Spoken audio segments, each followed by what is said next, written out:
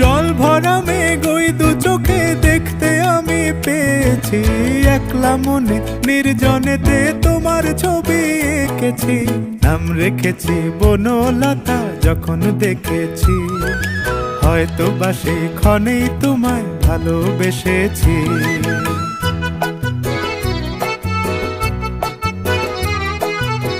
বনলতা কথা হয়ো না গো কুণ্ঠিতা, বনলতা কথা হয়ো না গো কুণ্ঠিতা। একটি কথাই শুনবো বলে তাই তো কাছে এসেছি, বলবে কি গো আমিও তো তোমায় ভালোবেসেছি।